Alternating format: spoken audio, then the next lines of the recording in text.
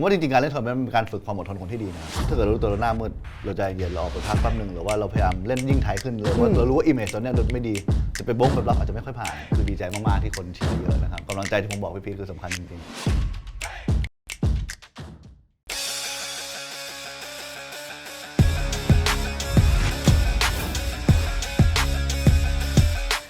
สวัสดีครับเทน่าตากทอล์กวันนี้นะครับผมว่าวันนี้เป็นวันที่ Exclusive ที่สุดวันนี้เรามีแขกรับเชิญคนหนึ่งที่ขึ้นชื่อว่าเป็นอันดับหนึ่งของประเทศก็เรียกได้เพราะว่าเขาเพิ่งไปชนะรายการใหญ่มากๆนะครับนั่นคือ Triton Poker Cyprus นะครับแล้ววันนี้อยู่กับเขาแล้วครับสวัสดีครับ สวัสดีครับพี่พีทสวัสดีครับโอ้โหสุดๆตอนนี้รู้สึกไงบ้างครับเล่าโมเมนต์หน่อยจริงๆก็รู้สึกดีมากๆครับตอนแรกคือเราแค่ไม่ได้แค่หวังว่าเข้าไฟนอลเทเบิลปุ๊บก็คือเป็นมาสเตอร์แล้วแฮปปี้แล้วเพราะเป็นเมนอีเวนต์แต่ว่าจริงๆเริ่มมาคิดจริงๆพอเหลือ 4-5 คนแล้วก็เรามารู้ว่าเพื่อนเราจัดกลุ่มดูกันเยอะอะไรเงี้ยเราก็ดีใจผมว่าแบบกีฬาพวกนี้รู้ว่ากล้องจับเยอะเดี๋ยวแพ้แล้วมันเขินเนาะใช่แล้วแบบบางทีแบบตอนเบรกไงแล้วก็ไปดูให้เพื่อนเราเขาแบบส่งมาให้ดูว่าแบบจัดกลุ่มกันดูแบบพ่อดูอยู่ใช่คนนั้นดูอยู่แล้วก็เหมือนแบบผมว่าแรงกำลังใจตรงนี้มันสำคัญนะครับแรงเชียร์สำคัญมากครับแต่พอกลับมานี่คือพอผมว่าไม่ต้องกลับมาหรอกแค่ชนะปุ๊บอะหลังจบรายการอะเพื่อนไลน์เพื่อนโทรกันเต็มไปหมดป่ะครับใช่เยอะมากคือดีใจมากๆเพราะว่าจริงๆเพื่อนเราส่วนใหญ่ที่ไทยที่เราสนิทจริงๆคนที่เล่นโป๊กเกอร์ก็มีไม่ได้เยอะเนาะไม่เยอะครับคือเราเป็นคนที่เหมือนเพื่อนในวงการโป๊กเกอร์จะเป็นเพื่อนจากอังกฤษมากกว่าหรือเพื่อนอยู่ต่างประเทศซึ่งพวกนี้เขาก็เชียร์อยู่แล้วแหละแต่ว่าพอมีเพื่อนคนไทยแบบดูเยอะบางคนก็แบบเพิ่งอ่านกฎตรงนั้นเลยว่าอะไรชนะอะไรมาเชียร์แล้วก็รู้สึกดีใจมากๆว่ามีคนแบบรักเราซัพพอร์ตเราอันนี้ผมว่ามันสำคัญกว่าตัวชนะอีกเนาะครับเพราะว่าทุกวันนี้คนเล่นโป๊กเกอร์เยอะมากใช่ผมรู้สึกว่าเยอะขึ้นเนาะโควิดเนาะ3-4 ปีผมว่ารู้สึกว่าวงการโป๊กเกอร์มันพัฒนามันแอคทีฟเนาะคือผมโตมาจากแบบที่อังกฤษที่แบบตอนที่ไปเรียนคือชอบเล่นอยู่แล้วแต่ตอนนั้นที่ผมไปเรียนคือคนที่เป็นคนไทยที่ไปเรียนก็เยอะเนาะคนเล่นน้อยมากสมมติว่าแบบรุ่นหนึ่งเล่นคนหนึ่ง2 คนจากแบบที่เป็นคนไทยใช่ไหมใช่ครับที่แบบเล่นส่วนใหญ่เป็นฝรั่งหมดเลยใช่สมมติว่าแบบเรียนลอนดอนกันประมาณสมมติว่า500 คนเนี่ยเขาเล่นโป๊กเกอร์แบบในคาสิโนที่ก็ถือว่าถูกกฎหมายเนาะ2-3 คนอย่างเงี้ยครับก็ไม่ได้เยอะก็คือน้อยมากๆใช่ครับเดี๋ยววันนี้เรามารีวิวแฮนด์กันหน่อยดีกว่าเพราะว่าเชื่อว่าชาวโป๊กเกอร์ทุกคนนะครับน่าจะอยากรู้ว่าคิดอะไรอยู่จริงๆผมว่าตาที่สำคัญสุดในทัวร์นาเมนต์นี้น่าจะเป็นตานี้ครับเพราะว่าอันนี้คือก่อน10หรืออันนี้ก่อนครับอันนี้ผมว่าน่าจะเหลือตอนประมาณ5 คนตอนนั้นชิปผมน่าอยู่อันดับ3ครับโอเคแต่ว่าคนที่อยู่อันดับ1กับอันดับ2เขาค่อนข้างห่างกับผมเดี๋ยวเล่าให้ฟังก่อนก็คือเปิดคู่คิงตามปกติจริงๆคนอยู่ฝั่งซ้ายผมเขามีชิปเยอะสุดเขาสามารถกดดันเราได้เยอะแต่ด้วยความที่เราก็มีคู่คิงของเราก็ไม่ได้กลัวหรอกแต่คราวนี้คนที่เขาเป็นบิ๊กไลน์เนี่ยที่เขามีคู่แมปเนี่ยพอเขารีเรสเรามันเป็นไปได้2 อย่างคือเขาอาจจะมีไพ่ที่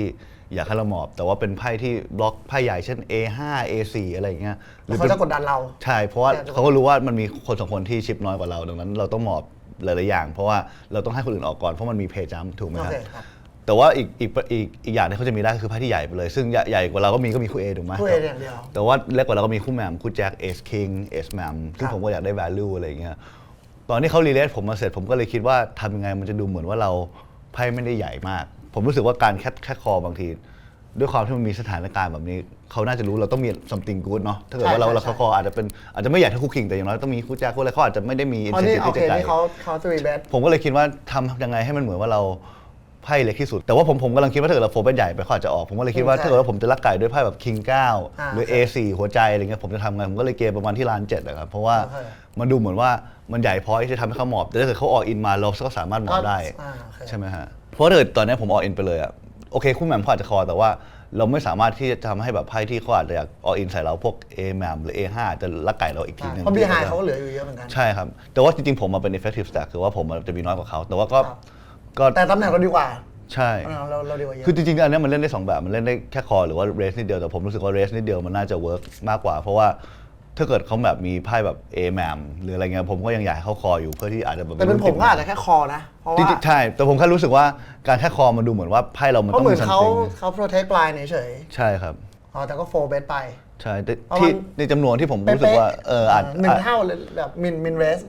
เกินมินเรสนิดนึงเพราะผมรู้สึกว่ามินเรสดูสตรองกว่าโอเคใช่ไหมมินเรสดูเหมือนกุตีนใช่อันนี้ดูมันก็ดูเหมือนแบบมันก็ขึ้นกลางๆแบบอาจจะหมอบก็ได้จะอะไรก็ได้อะไรอย่างเงี้ยครับเขาคอหรือเขาอินเขาอินใส่เพราะว่าเขา อยู่แล้วใช่เพราะเขาคิดว่าผมอาจจะแบบเอสคิงอะไรอย่างเงี้ยหรือว่าคู่แจ็คอะไรเงี้ยครับ เราเสียวไหมครับตอนเขาอิน นิดหนึ่ง ใจเต้นตึกคือมันก็เป็นไปได้เป็นคู่ A เพราะใช่ จังหวะที่เขาเอาอินมาเขาไม่ไก่แล้วแหละเขาไม่คู่ โอ A เค ก็คู่แมน โอเค เขาว่าเอสคิงถูกไหมมันก็มีน่าจะสาม แต่เราไม่คอก็จะแปลกไปหน่อย เรา ไม่คอไม่ได้ เพราะเราก็ไม่คอไม่ได้เพราะเราก็แพ้ ไม่คอไม่ได้ แฮนด์เดียวเนาะแต่จริงๆตอนนี้เราก็ตื่นเต้นแล้วเพราะเราเริ่มรู้ว่าถ้าเกิดเราชนะตอนนี้เรามีสิทธิ์ได้แชมป์เลยเพราะว่าเราจะมี โอเค ชิปเยอะเท่ากับอีกคนหนึ่งเราก็จะมี3คนที่น้อยเราก็แค่ต้องเอา3คนที่ออกไปผิด แล้วว่าเล่นทัวร์นาเมนต์ต้อง aggressive กว่าการเล่นแบบเล่นธรรมดาเล่นแบบเบิกป่ะ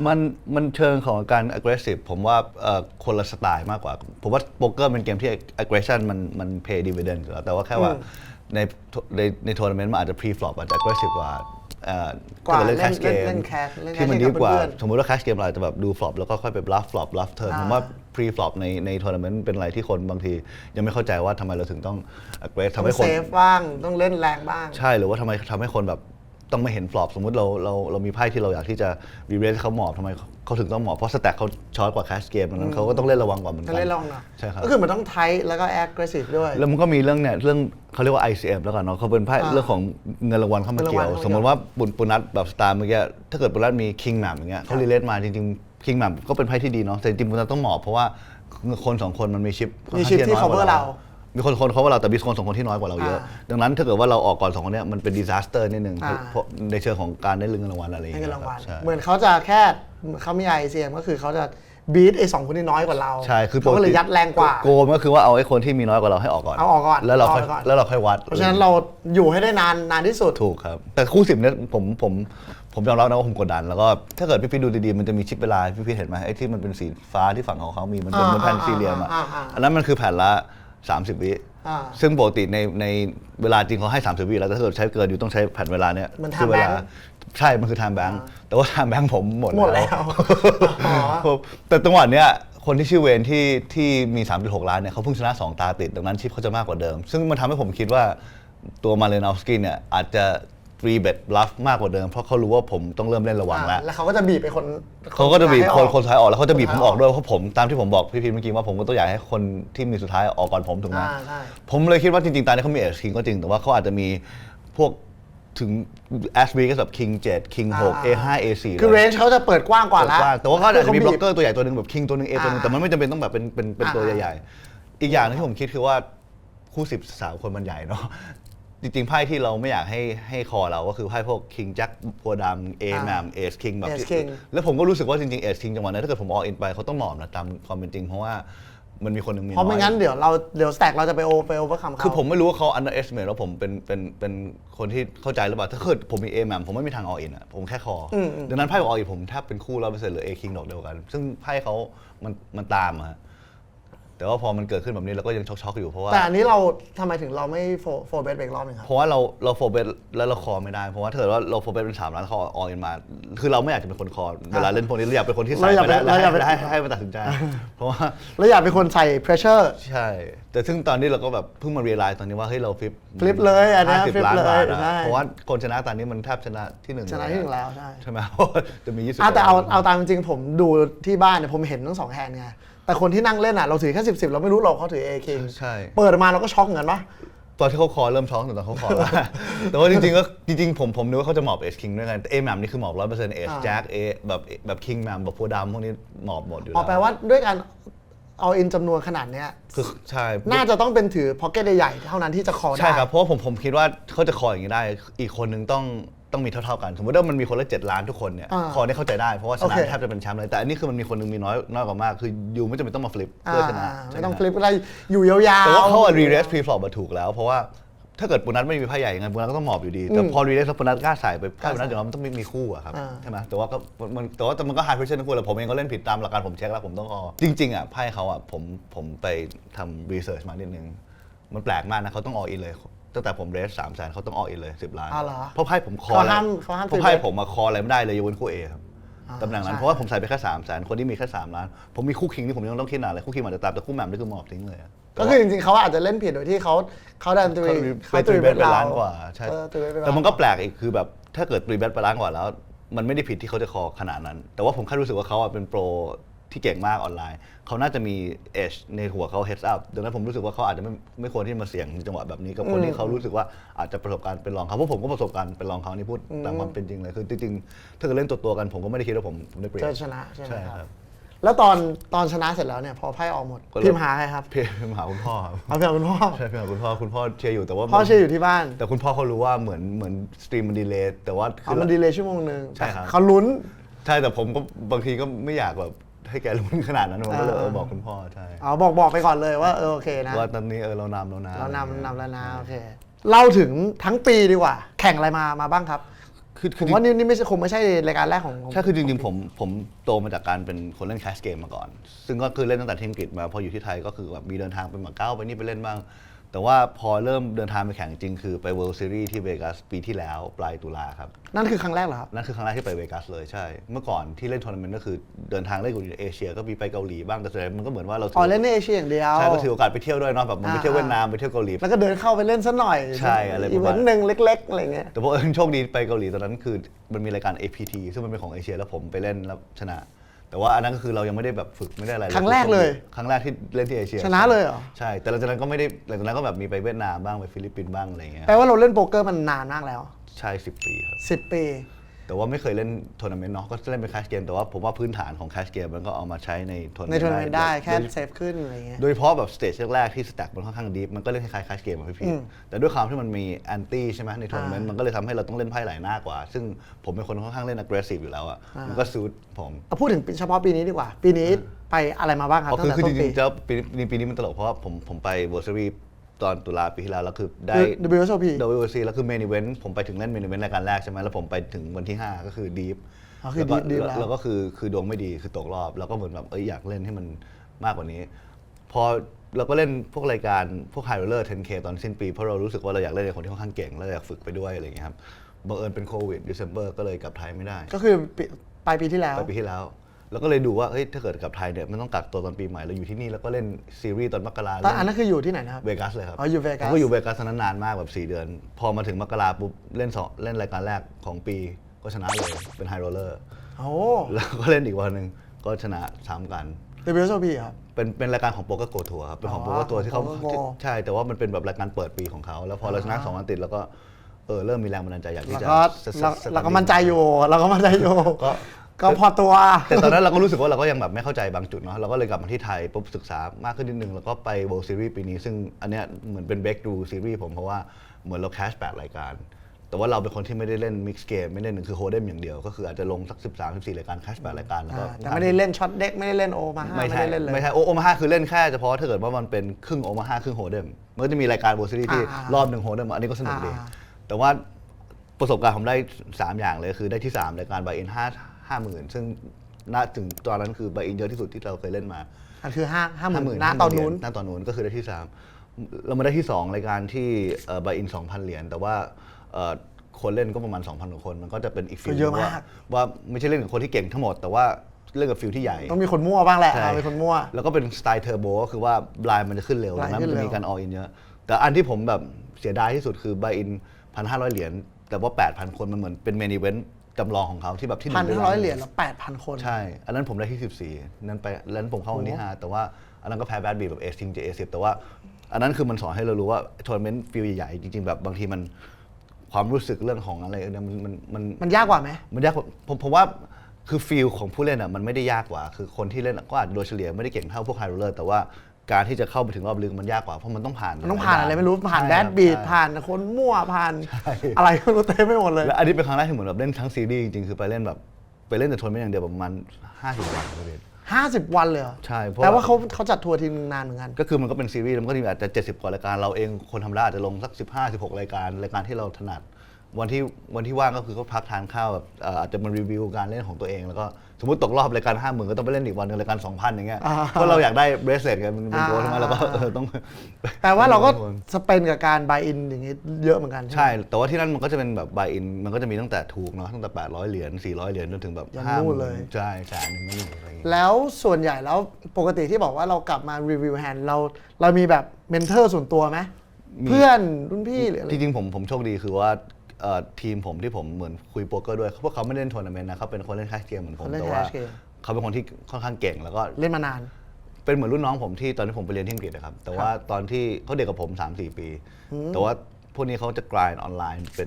เป็นประจำแล้วก็แบบฝึกกันเองแล้วผมรู้สึกว่ากลุ่มนี้เขาเก่งเป็นเด็กที่ talented มากแล้วคือเขาไม่ได้อยากแข่งทัวร์นาเมนต์แล้วดังเพราะว่าเดี๋ยวเขาเล่น private game ไม่ได้ อ๋อ เดี๋ยวเขาเล่นพวกเกม เล่นกับเพื่อนไม่ได้ ใช่เดี๋ยวหรือเขาไปเล่นที่อเมริกาเดี๋ยวบางทีคนเขาไม่เล่นกับเขา เพื่อนไม่ยอมเล่นด้วย ใช่ผมก็เลยเหมือนคล้ายๆแบบเป็นตัวที่เหมือนเขาช่วย support ช่วย คนไทยป่ะครับ เป็นฝรั่งครับฝรั่ง ฝรั่งหมดเลย ใช่ครับ อย่างนี้แข่งมาแล้วทั้งหมดกี่ซีรีส์ครับ จริงๆ ถ้าเกิดเอาเป็นซีรีส์ระดับโลกจริงๆผมดีว่า 3 แล้วกันเนาะก็คือ World Series 2 อันแล้วก็ Triton เพราะที่อื่นมันก็จะเป็นพวก stop ในเอเชีย World Series เคยได้อันดับเยอะสุดคืออันดับ ที่ อะไร ที่สองครับ ที่สอง แต่ว่าไม่ใช่เมนอีเวนต์นะเป็นไซด์อีเวนต์แต่เคยได้ที่ 2 อันหนึ่งที่ 3 อันหนึงครับ เราแพลนไว้อยู่แล้วว่าเราอยากเล่นที่ไตรตันหรือเปล่า เพราะว่ามันใบตั้ง3 ล้านเลยนะ จริงๆ มันไม่ใช่6-7-8 หมื่นนะ จริงๆ รายการ Invitational แพงกว่านี้อีกประมาณ 200,000 กว่าเหรียญแต่ว่าอันนั้นคือผมถูกเชิญจากเป็นคนชื่อแดนนี่แทงเขาถามว่าอยากเล่นไททันซีรีส์นี้ไหมมันมีรายการที่เหมือนเขาจะแบ่งนักธุรกิจกับโปรวันแรก แต่ว่าผมได้ไปอยู่ในฝั่งนักธุรกิจเพราะว่าเพิ่งเล่นทัวร์นาเมนต์มาปีเดียวครับฝั่งพวกที่เป็นคอมมิชชั่นเขาบอกแบบเราก็มีธุรกิจนู่นนี่เขาบอกให้มันอยู่ฝั่งโปรก็อาจจะไม่ค่อยแฟร์เพราะเด็กมันก็เพิ่งเล่นมาปีเดียวถึงไม่อาจจะเล่นดีอะไรเงี้ยด้วยความที่ผมได้เล่นรายการนี้ก็คือเหมือนต้องไปเพราะเหมือนมันเป็นรายการที่ค่อนข้างที่จะ prestigious มากแต่มันก็ต้องใบอินเท่าๆกันไหมครับทั้งฝั่งโปรแล้วก็ฝั่ง ค่าเงินเท่ากันแต่แค่ว่าฝั่ง businessman อยู่จะไม่ได้เล่นกับโปรวันแรกมันก็จะได้เปรียบตรงที่ เราขึ้นได้ง่ายเลย แต่สรุปไปถึงปุ๊บ เก่งเหมือนกัน โต๊ะ businessman ผมน่าจะแย่กว่าโต๊ะโปรบางคนโต๊ะ businessman ผมแย่มากพี่เต้ที่เป็นคนไทยเหมือนกันก็อยู่ตัวเดียวกับผมก็คือโต๊ะไม่ได้ดีอะไรเงี้ยแต่รายการนั้นผมก็ไปลึกนะแต่ว่าออกที่20 กว่าตอนนั้นคือแบบมีคูลเลอร์เยอะในจังหวะนั้นแต่ว่าพอเราไปแล้วเราก็ไม่อยากไปเล่นรายการเดียวไงคือเราเข้าใจว่าทัวร์นาเมนต์มันแวรีนมันสูงเราก็เลยแบบโอเคงั้นเราลงรายการ 25,000 30,000 50,000แล้วก็เมนอีเวนต์แล้วกันเพราะว่าเมนอีเวนต์มันก็ค่อนข้างที่จะเป็นรายการใหญ่สุดของเขาก็โชคดีที่ชนะ ย้อนกลับไป10 ปีที่แล้วดีกว่าอยู่ดีใครชวนเล่นโป๊กเกอร์ครับ จริงๆผมเป็นคนชอบเล่นไพ่ที่มันมีฝีมือเข้ามาเกี่ยวไม่ว่าจะเป็นลัมมี่ตีอะไรเงี้ยกับคุณพ่ออยู่แล้วตีลัมมี่ด้วยป่ะครับตีลัมมี่อะไรเงี้ยแต่คุณพ่อเมื่อก่อนคุณพ่อเป็นคนแบบเล่นเพเก่งเป็นคนแบบเล่นเพเก่งแล้วก็เลยบอกพ่อว่าเฮ้ยจริงๆสมัยนี้มันมีโป๊กเกอร์นะก็เปิด YouTube ให้คุณพ่อดูก็เล่นคุณพ่อกับเพื่อนๆแต่ไฮสคูลครับเพราะพ่อก็ไม่น่ารู้จักโป๊กเกอร์น่ารู้จักก้าวเกใช่ก็อาจจะไม่ได้รู้จักโฮเดมเต็มตัวสามกองอะไรเงี้ยแต่พอเปิดให้เขาดูเขาเข้าใจด้วยความที่มีพื้นฐานของการเล่นไพ่อะไรเงี้ยแต่เขาก็จะสอนเราตลอดว่าเรื่องของแบบอย่าหน้ามืดให้เล่นในขอบเขตให้เล่นในที่มันถูกกฎหมายอะไรเงี้ยพอเราไปที่อังกฤษมันถูกกฎหมายแต่18มันถูกกฎหมายหมดเลยก็เลยเริ่มเลย แล้วคือตอนนั้นผมไปอยู่ต่างจังหวัดที่เมืองชื่อบริสตอลมันก็จะมีโลคอลคาสิโนอยู่ซึ่งแบบตอนนั้นปีหนึ่งผมก็ไม่ได้ตั้งขยันเรียนมากเลยหรอกมีโป๊กเกอร์ป่ะครับมีครับก็เลยไปเล่นตอนนั้นเล่นแบบค่าตั๋ง50 บาทนะครับใบอินมากสุดได้ก็ 10,000 บาทอะไรเงี้ยตีเป็นเงินไทยใช่ตีเป็นเงินไทยก็เล่นนั้นก็เล่นเกือบทุกวันนะครับจนแบบเริ่มมีเพื่อนเริ่มมีสังคมในนั้นแล้วก็พอเริ่มรู้สึกว่าเฮ้ยเราสามารถทำอันนี้แล้วก็หาเงินเป็นไซด์อินคัมได้เหมือนเอามาใช้เพราะค่าใช้จ่ายอะไรเงี้ยเราก็เลยปี 2 ปี 3ก็คือตั้งใจเล่นมากขึ้นก็เริ่มศึกษามากขึ้นใช่เริ่มสามารถขึ้นบางวันเหมือนแบบเราไปเล่นเกมดีเราเอาโฟลเดอร์การเรียนเงี้ยไปอ่านข้างก็คือตอนระหว่างรอไพ่คือพี่เล่นโป๊กเกอร์พี่ก็รู้ว่ามันมีหมอบเยอะทั่วอาจารย์ที่ไม่มีหมอบก็ระหว่างหมอบแล้วก็ดูหนังสือไปจนเรามีไพ่ดีแล้วก็เล่นพอดีก็หมอบเอาวางใช่โอเคใช่ครับมันก็เริ่มประมาณนี้แล้วก็พอโตขึ้นมาย้ายไปเรียนลอนดอนปริญญาโทก็เกมมันก็เริ่มใหญ่ขึ้นเนาะเริ่มรู้จักคนมากขึ้นก็เลยเริ่มเล่นใหญ่ขึ้นอะไรเงี้ยแล้วเพื่อนที่เก่งๆที่เป็นเพื่อนเราในทีมก็คือมาจากที่นู่นเหมือนกันใช่แต่ว่ามันเริ่มมาจากที่จริงๆตอนนี้ทีมที่เก่งสุดที่สอนผมเขาเป็นเหมือนรุ่นน้องผม2-3 ปีคือผมรู้จักตอนผมเรียนอยู่ปีสุดท้ายแต่ตอนนั้นเราก็เห็นเด็กมันก็น่ารักเราก็เอ็นดูแล้วก็ช่วยสอนในสิ่งที่มันเป็นเบสิกสมัยนู้นน่ะเขาแต่คนฝรั่งเขาเป็นคนค่อนข้างที่แบบค่อนข้างจำพอโตขึ้นมาเขามาเที่ยวเมืองไทยเขาก็ตอนนั้นผมดูเล่นมานะปี2 ปีจนเขามาเที่ยวเมืองไทยอยู่ผมเป็นเดือนเงี้ยเขาถามให้ปุณณัฐแบบอยู่เมืองหวนทางนั้นไพ่นะแต่ว่าไม่ได้เล่นมานานแบบอยากให้แปลว่าเราเคยหยุดเล่นไปด้วยเหรอใช่เพราะตอนที่มาอยู่ไทยต้องทำงานครับเหมือนแบบเรียนคอร์สแล้วก็ทำงานช่วยที่บ้านอะไรเงี้ยครับตอนจริงผมเรียนทางภูมิศาสตร์มาตอนนั้นผมก็ทำพวกแบบเรื่องโปรเจกต์ชุมชนโปรเจกต์การพัฒนาสิ่งแวดล้อมอะไรเงี้ยแล้วก็ไม่ได้มีเวลาเล่นขนาดนั้นแต่ว่าจนเพื่อนเรากลับมาเราก็แบบเพื่อนเราเก่งว่ะเราอยากให้เพื่อนเราสอนเราแล้วก็เลยให้เขาสอนแล้วก็จริงจังมากขึ้นใช่ครับใช่แต่ว่าจริงๆผมอยากเดินทางไปเล่นทัวร์นาเมนต์ตั้งนานแล้วแต่มันมีโควิดมาก็เลยพัก 2-3 ปีก็ถือว่าเป็นการแปลว่าทุกคนแปลว่าเอาจริงๆก็เพิ่งเริ่มจริงจังก็เมื่อตอนก่อนโควิดแถวโควิดใช่แถวช่วงโควิดใช่ช่วงโควิดผมว่าทุกคนเลยเนี่ยผมว่าแล้วก็ไม่ได้มีโอกาสเล่นด้วยก็เหมือนเป็นการฝึกมากกว่าหรือว่าการคุยแฮนด์มากกว่าแต่ว่าเพื่อนผมช่วงนั้นเขายังอยู่ประเทศที่คาสิโนบางทีมันยังเปิดผมก็บางทีก็ฟังเขาวิเคราะห์ตาของเขาแล้วบางทีเรามีคำถามแล้วก็ยิงคำถามไปอะไรอย่างเงี้ยใช่ครับเคยเสียเยอะสุดคือกี่บาทครับ14 ล้าน ไพ่ผมเป็นคูลเลอร์ผมมีเฮาเอแล้วผมแพ้อันนี้คือเกิดขึ้น2 วันก่อนชนะเมนิเวนเลยนะมันเป็นแบบไทยเดวิสแคชเกมของเขา โอ้โห14 ล้าน พอร์ตผมเสียพอร์ต30 ล้านนะครับรายมันเท่าไหร่อ่ะมัน1,000 2,000 4,000อ่ะมันเท่าไหร่วะ30,000 60,000 1,200,000คือบิ๊กบรายมัน120,000ใช่ตอนนั้นผมรีเลทด้วยผมรีเลทฟรีฟอร์ประมาณ2 ล้านบาทผมมีคู่ A แล้วก็มันก็มา886 A ผมมีเฮา A แล้วเขามีอะไร 48ครับเขาถือ Pocket 8 ใช่ มาติดคอร์ส ใช่มันฟอร์แต่เทิร์นผมก็เช็คเพื่อขยายคนละไก่เหมือนแล้วเรามีคู่คิงคู่แมนริเวอร์ตกสีมาด้วยแล้วก็เช็คเขาออยมาแล้วก็คอก็จะเปิดให้เขาดูเลยเขาก็เปิด เรียบร้อย งงเลยตรงนี้ เราทิวป่ะเราเป็นคนทิวป่ะเมื่อก่อนครับเมื่อก่อนผมเป็นคนก็หน้ามือง่ายเนาะจนเรามาเริ่มมาเปลี่ยนทัศนคติผมจะมองเป็นการเล่นถูกต้องมากกว่าคือผมจะมองคือถ้าเราเล่นถูกแล้วเราโดนเราจะพยายามไม่ทิ้วใช่เหมือนแบบเราจะมองว่ามันเป็น long term game ครับว่ามันอยู่ที่การที่เรา make decision ที่มัน plus EV ดังนั้นถ้าเกิดว่าผมรู้สึกว่าทัวร์นาเมนต์เนี้ยผมเล่นดีมากแล้วแต่ว่าไม่ชนะก็จะรู้สึกโอเคแต่ก็อาจจะเสียใจตอนแรกๆแต่ก็รู้สึกว่าเฮ้ยคือผมเป็นค่อนข้างที่เหมือนอยากพัฒนาตัวเองเลยก็คืออย่างแรกเลยทุกวันที่ผมตัดอารมณ์พยายามใช่คืออย่างแรกทุกวันที่เกิดผมได้หรือผมเสียผมจะมองว่ามันมีตาไหนผมเล่นได้ดีกว่านี้ไหมผมว่ามันเป็น mindset ที่ดีกว่าเป็นเราไปโทษคนอื่นโทษดวงโทษคนจัดโทษดาวโทษสมัยก่อนผมก็เป็นเหมือนกันเพราะว่ามันจะยิ่งยากมากสำหรับเวลาเราไปเล่นแล้วเจอคนที่เขาไม่ได้รู้การเล่นไพ่โป๊กเกอร์จริงๆเนี่ยผมเคยเจอแบบ Pocket King เจอ18มาติดสเตทใส่อย่างเงี้ยแล้วเราแบบไล่แล้วแอคชั่นถูกแล้วตำแหน่งดีแล้วผมพูดตรงเลยผมเพิ่งมาเริ่มปรับ mindset อย่างนี้ได้ประมาณ 2-3 ปีนะช่วงโควิดนี่แอบช่วยเพราะว่าเหมือนเราได้อยู่กับตัวเองเราได้ผมฝึกพวกแบบ mental game ครับเพราะเมื่อก่อนเราก็เป็นคนที่ค่อนข้างทิวง่ายแล้วก็เจอแบบพิษๆแล้วบางทีเราก็หงุดหงิดยังไงแต่ว่าอะไรวะมึงคอมาได้ไงวะบางทีเราไปเวลาเฮ้ยเราหงุดหงิดปุ๊บเราเล่นได้ไม่ดีเราไปเสียมากกว่าที่เราควรเสียเนี่ยทั้งที่เกิดเราเล่นเกมที่ดีสุดเนี่ยมันจะเกิดขึ้นสักกี่ตาวะที่เราจะซวยขนาดนี้พอมาปรับตรงนี้ได้ก็เริ่มดีขึ้นครับไม่งั้นถ้าเกิดว่าคนเราเวลาเล่นเก่งมากเล่นประมาณนี้แต่โดนอย่างนี้ตาหนึ่งเล่นประมาณนี้ยังไงลองเทอมมันก็ลองเทอมไม่ได้ใช่ผมบอกแล้วว่ามันลองเกมเพราะว่าผมจะบอกเพื่อนผมที่แบบเล่นไม่ค่อยบ่อยผมบอกว่าถ้าเลือกไพ่ไปเล่นเองอ่ะแล้วเจ๊งเองอ่ะอย่าเสียใจสมมติว่าแบบตำแหน่งไม่ดีถือแจ็ค7อย่างเงี้ยบางทีออฟซูดมันไม่ควรเล่นแต่เขาบอกมันติด2 คู่ไปแล้วนะมึงเลือกไปเล่นเองต้องรับให้ได้เพราะว่าใช่ว่าเราตัดสินใจเล่นเราตัดสินใจเลือกเข้าไปเล่นมันออกไม่ได้แล้วตรงนั้นนะเจอแบดบีททำไงครับสมัยนี้ถ้าเกิดเจอผมส่วนใหญ่ถ้าเกิดว่าผมรู้สึกผมเริ่มที่ผมพักนะ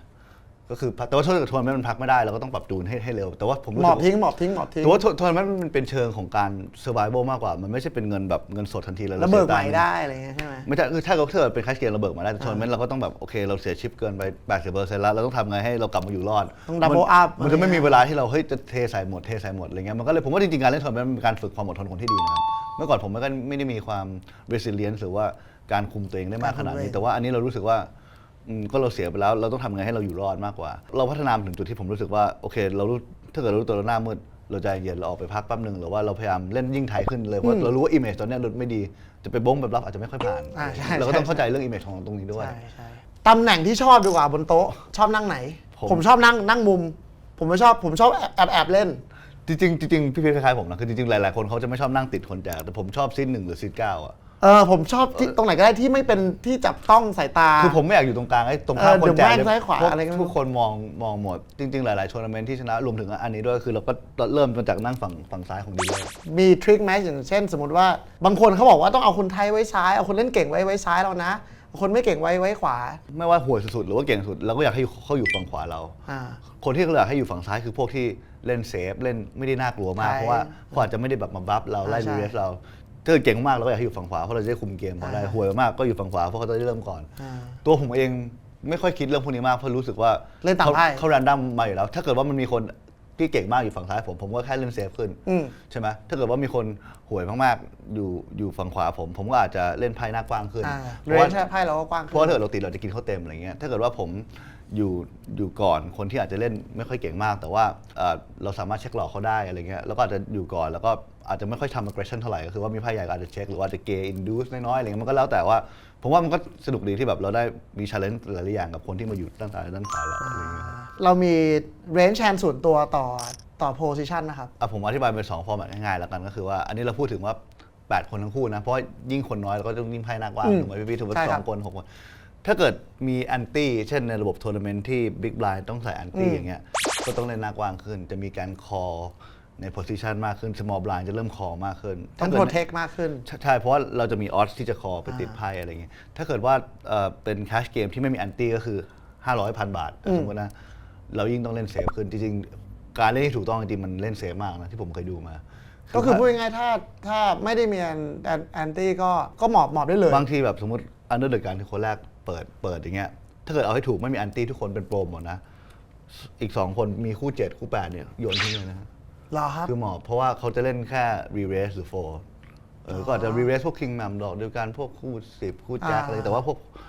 คือเมื่อก่อนเราเป็นคนที่ไม่เคยหมอบคู่เลยไงใช่มาเห็นนี่ก็ตกใจใช่แต่ว่ามันก็จะมีหลายองค์ประกอบพี่ที่ทำให้เราแบบอาจจะ deviate จากตรงนี้สมมติว่ามี anti ใช่ไหม big blind เป็นคนที่ไม่ใช่เป็นโปรก็คืออาจจะเป็น fish ในทัวร์นาเมนต์คือบางทีเวลาเราแค่ call raise เนี่ยเราจะกลัวคน squeeze คือคน re-raise ทับมาเราก็ต้องหมอบเพราะเวลาเราแค่ call เราไม่ได้โชว์ว่าไพ่เราใหญ่อยู่แล้วบางทีถ้าเกิดมันมีคนที่อาจจะประสบการณ์น้อยใน blind อย่างเงี้ยเราอยากที่จะติดไพ่ใหญ่มาเจอเขาแล้วก็อาจจะคอพวกคู่6คู่7คู่8ในจังหวะที่เราอาจจะไม่ควรคอ 100% ผมว่าแต่คอ 100% เพราะว่าคิดว่าติดต่อมาจะกินเต็มพวกไพ่ที่ซื้อ 4A อะไรอย่างเงี้ยแล้วบางทีเราอาจจะออกว่าใครเป็นคนเล่นไทยมากไพ่เขาสูงมากใช่เราอาจจะไพ่ต่ำไปแคร็กเขาก็ได้ใช่ครับหรือว่าพวกซูนิกันคอนเนคเตอร์พวก65หรือพวกดำอยากเฮดซับกับใครครับเอาคนที่เราไม่ได้มองว่าคนที่เก่งสุดนะแต่เรามองว่าเป็นคนที่เราเจอเยอะสุดอยากเล่นกับทอมเดวานครับเพราะว่าเมื่อก่อนตอนเด็กเราดูคลิปเขาเยอะดูคลิปเขาเยอะนะแล้วก็สไตล์การเล่นเขาก็จะกระเสียบคล้ายผมก็เลยแบบอยากเจอน่าจะสนุกครับเราเคยบัฟแรงๆเหมือนเขาไหมครับเยอะครับจริงๆมันเริ่มมาจากที่เราเป็นเด็กตรงนั้นตอนนั้นเมื่อก่อนเราบลัฟมันผ่านบ่อยเพราะคนเขาไม่ได้คิดว่าเด็กจะบลัฟใช่ไหมแต่พอเราโตขึ้นมาปุ๊บเริ่มเป็นเอเชียดูเป็นอย่างเงี้ยกลายเป็นบลัฟผ่านยากบางคนเขาจะมองว่าเอเชียไม่คิดละไกลเราก็ต้องแบบจริงเหรอจริงผมมึงฝรั่งเขาคิดว่าคนเอเชียนแบบบ้าใช่ชอบบลัฟเยอะๆใช่ครับก็เลยแบบกลายเป็นเรามาละไก่เบสออนไพ่เราถือมากกว่าว่าไพ่นี้ผมควรละไก่ไหมแปลว่าถ้าเราเล่นไทยเราเล่นเซฟมากเขาจับมาเขาอาจจะเจอต่อก็ได้เราก็เล่นเหมือนบลัฟเลยแล้วโอเวอร์พอตอะไรอย่างเงี้ยไปเรื่อยๆคือผมค่อนข้างตอนนี้ก็ค่อนข้างบาลานซ์ขึ้นก็คือว่าเวลาเราเกจจำนวนเนี้ยผมคิดในหัวว่าผมมีบลัฟอะไรบ้างผมมีไพ่ที่ใหญ่อะไรบ้างแล้วก็คือไม่ใช่ริเวอร์ตกมาเราเล่นโอเวอร์พอตหมดบางไพ่เราก็อยากเกครึ่งพอตก็มีให้ดูเหมือน value หน่อยใช่แต่ว่าส่วนของ value ที่เราจะมีก็อาจจะเป็นสมมติบอร์ดมีสีเงี้ยเราอาจจะอยากเก2คู่แต่เราเกโอเวอร์พอตไปมันไม่มีอะไรที่เวิร์สกว่าที่จะคอเราจะเกครึ่งพอตคราวนี้เราก็ต้องมาดูว่าบลัฟเราอะไรที่เกครึ่งพอตน่าจะเวิร์กอะไรประมาณนี้ครับสมมติว่ายกตัวอย่างง่ายๆว่าบอร์ดมีสีเราเกโอเวอร์พอตก็อาจจะเป็นสี A ถูกไหมแต่ถ้าเกิดเราบลัฟก็อาจจะเป็นไพ่ที่มี A หัวใจตัวหนึ่ง A ดอกนั้นนะตัวหนึ่งเพราะเราบล็อกเขาไม่ให้มี CA ก็คือเหมือนเราก็ต้องอ่านเขาด้วยถ้าเกิดเราเล่นกับคนที่ไม่ได้โปรมากอ่ะเขาก็อาจจะคอหมดแล้วก็อาจจะโดนอยู่จริงๆผมว่าการเล่นกับคนที่อาจจะประสบการณ์ไม่เยอะมากผมเล่นไทยขึ้นเลยนะเล่นยากกว่าเดิมเยอะมากเพราะเราไม่ค่อยอยากไปอ่านไม่ค่อยอยากไปลักไก่เขาถูกไหมเพราะเขาอาจจะเราอ่านไม่ออกอยู่แล้วมันอ่านไม่ออกแล้วเขาอาจจะเป็นคนที่แบบไม่ค่อยเหมาะแล้วก็ยิ่งเล่นไพ่ที่ดีเขาไว้เพราะว่าเวลาติดมาน่าจะดีกว่าไพ่เขาติดสมมติว่าเขาเล่นพวกไพ่คิง8คิง7แจ็ค7แบบเมื่อกี้พี่พูดแล้วก็เล่นคิงแจ็คขึ้นไปเงี้ยเวลาติดคู่มันด้วยกันก็อุ่นใจก็อาจจะมันอุ่นใจเรามีไพ่ประจำตัวไหมครับแหม่ม10คิง10อะไรอย่างเงี้ยผมกำลังพูดผมชอบแหม่ม10ล้ำตัดแหม่ม10หัวใจแหม่ม10สีแดงผมชอบตั้งแต่เด็กแล้วใช่ผมก็แบบรู้สึกว่ามันอาจจะไม่ได้ดีมากด้วยตำแหน่งด้วยไพ่แต่ก็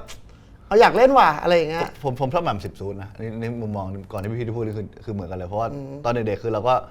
ชอบเล่นไพ่พวกนี้มันก็แบบรีเรสสนุกเนาะมันก็แบบติดเรียงติดอะไรมันกลางๆดิมันไปแล้วเวลาเปิดมาคนเขาจะไม่ค่อยคิดว่ามีใช่เขาอาจจะคิดว่าเรามีสูงอะไรใช่ครับชอบแหม่ม10แล้วก็ถือว่าในโซนล่างหน่อยผมชอบ65ดอกเดียวกัน65หัวใจใช่เพราะว่าผมตอนเด็กเคยกินพอร์ตใหญ่ด้วย65แบบเหมือนติดสเตจ452แล้วเขามี A5 อย่างเงี้ยมันก็เลยเหมือนเป็นพอร์ตแรกๆใหญ่ในเกมใหญ่ที่เรากินได้เราก็เลยจำได้เราเป็นคนเล่นนิสัยติดเรสพรีฟลอปปะใช่คือตามแบบต่อให้ไม่ต้องแข่งก็ได้ถ้าเกิดเป็นคนแรกก็แทบจะเรสตลอดครับแต่ว่าถ้าเกิดต่อให้เป็น UTG ก็ใช่ก็คือเรสหรือโฟไปเลยแต่ว่าถ้าเกิดว่ามีคนเรสก่อนหน้าเราก็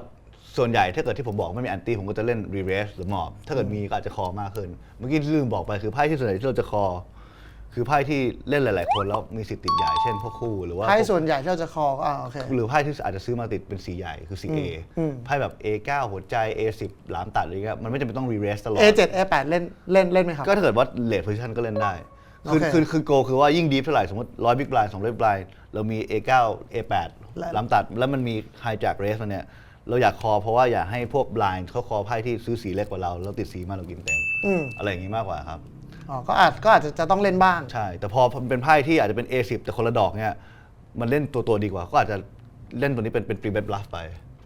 อะไรประมาณนี้ใช่ครับก็เยอะเหมือนกันนะจริงๆแล้วจริงๆมันต้องฝึกเนาะพวกอะไรพวกนี้ใช่ผมว่าประสบการณ์สำคัญด้วยเพราะว่าบางที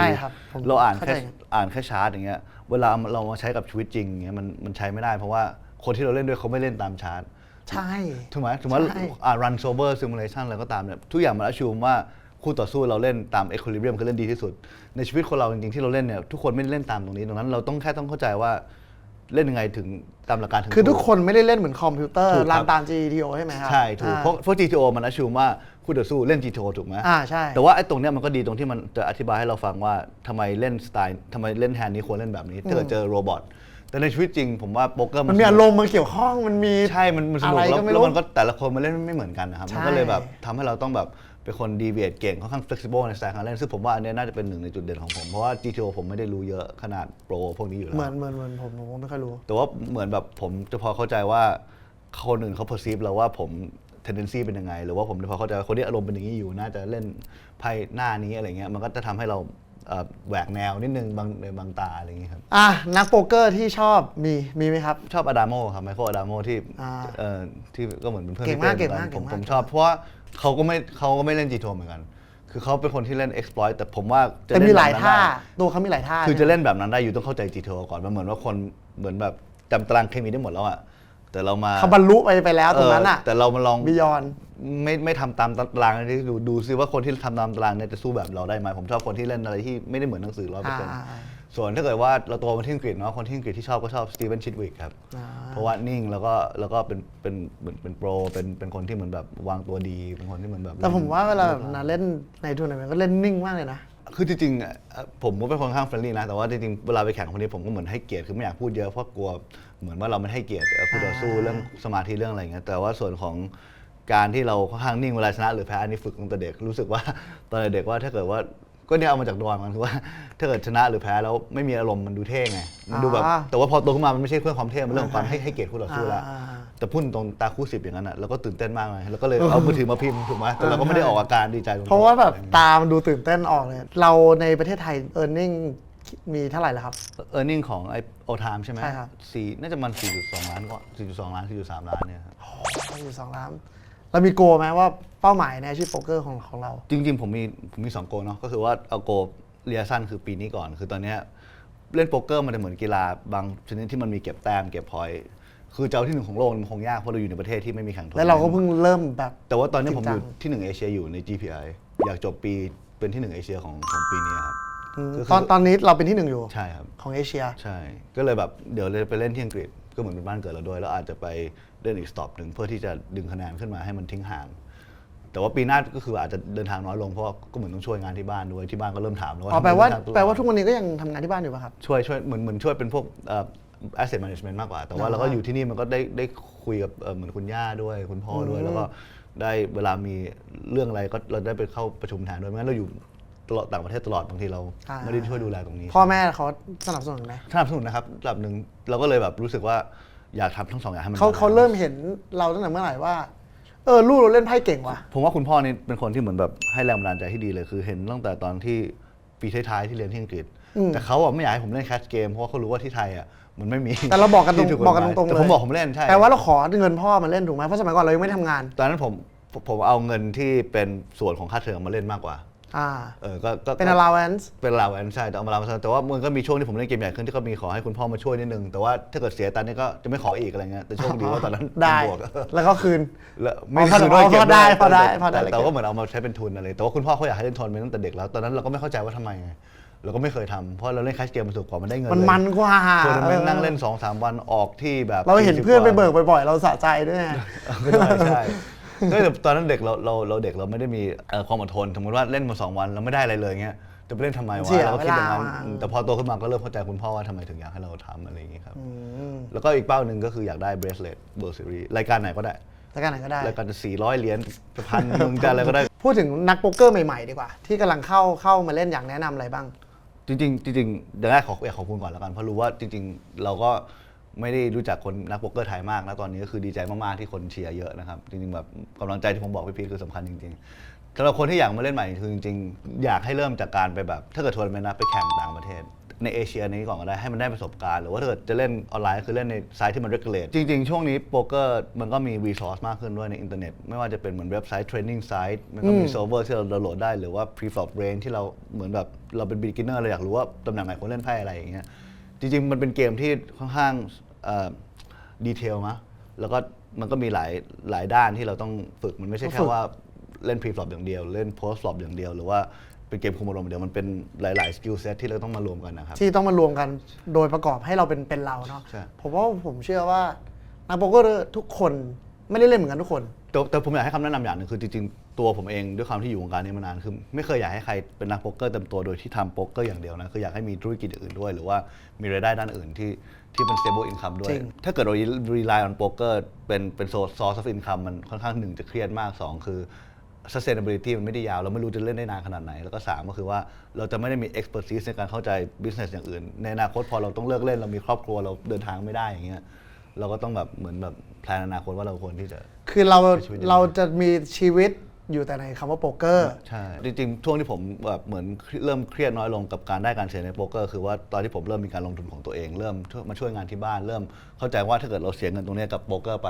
เราสามารถที่จะเอาเงินตรงนี้เราสามารถจะได้เงินจากซอสอื่นในการที่เราหาเอง ถ้าเกิดว่าเราเล่นโป๊กเกอร์ถึงแม้เล่นเกมใหญ่ก็ตามตลอดเวลาแต่ว่าตรงอันนี้มันเป็นเราเอาอินใส่โป๊กเกอร์ทั้งชีวิตอย่างเงี้ยมันเป็นอะไรที่มันไม่ค่อยข้างมันไม่ stable อะครับก็คือแนะนำเหมือนการลงทุนดีกว่าใช่ก็คือโป๊กเกอร์เล่นจริงจังได้แต่แค่คุณทำอย่างอื่นด้วยใช่ครับอันนี้คือผมว่าค่อนข้างสำคัญเลยแล้วก็มุ่งมั่นระดับหนึ่งมันก็ต้องใช้เวลาระดับหนึ่งเหมือนคนเราเข้ายิมเล่นกีฬาเตะบอลอย่างเงี้ยบางคนเตะบอลกันเทคไทม์เนาะตีกอล์ฟถูกไหมมันก็เทคไทม์เหมือนกันก็อยากให้บริหารเวลาให้ดีๆว่าเรามีเวลาว่างพอไหมเราควรเล่นระดับไหนอย่าเล่นจำนวนเงินที่มันเกินตัวอะไรเงี้ยครับมันก็สำคัญด้วยถ้าเกิดยิ่งเล่นสูงมากเกินที่เราจะ afford ได้มันก็จะ pressure มันเยอะ pressure มันเยอะแล้วก็อาจจะหมดตัวแบบโดยที่แบบที่เราผมว่าโป๊กเกอร์ต้องใช้ประสบการณ์ต้องฝึกแหละใช่ครับแรกๆเราจะเริ่มรู้น้อยแล้วเล่นไปเราเริ่มรู้เยอะขึ้นดังนั้นผมก็คืออยากให้คนเล่นจากสเต็กเล็กๆก่อนไปเล่นทัวร์นาเมนต์แบบของเอเชียมันก็มีหลายสต็อปที่บายอินถูกนะหลักพันก็มีหลักหมื่นก็มีอะไรเงี้ยไม่จำเป็นต้องไปเล่นแพงตั้งแต่แรกเล่นจนเราค่อนข้างคุ้นก่อนแล้วค่อยขยับขึ้นไปจำเป็นไหมครับว่าการเล่นโป๊กเกอร์ต้องใช้เวลาเป็น10 ปีถึงจะเก่งไม่จำเป็นครับมีไหม2-3 ปีเก่งเลยปีหนึ่งก็ได้ครับถ้าเกิดว่าเราปีหนึ่งเล่นทุกวันใช่หรือว่าเล่นแบบอาทิตย์ละ2-3 วันแต่ว่าเราจับถูกจุดว่าเราพัฒนาได้ถูกจุดอะไรเงี้ยเพราะผมว่าโป๊กเกอร์มันก็เป็นเกมที่ยูมีพรสวรรค์ได้นะคือว่าถ้าเกิดยูเป็นคนที่เล่นไพ่เก่งหรือเข้าใจคอนเซปต์นี้ง่ายก็จะเรียนเร็วกว่าชาวบ้านเขาผมมีเพื่อนบางคนที่ผมสอนเขาเล่นกับเพื่อนๆจนตอนนี้ผมรู้สึกว่าถ้าเกิดไปเล่นในคาสิโนที่อังกฤษอ่ะน่าจะบีทเกมน่าจะกินเละเลยก็อาจจะไม่กินเละแต่ไม่เสียแต่จากคนที่เล่นไม่เป็นเลย6 เดือนนี่คือกินนี้ได้ผมว่ามันก็แล้วแต่คนว่าคนไหน learning curve เราไปในทางไหนอย่างเงี้ยครับแต่วันนี้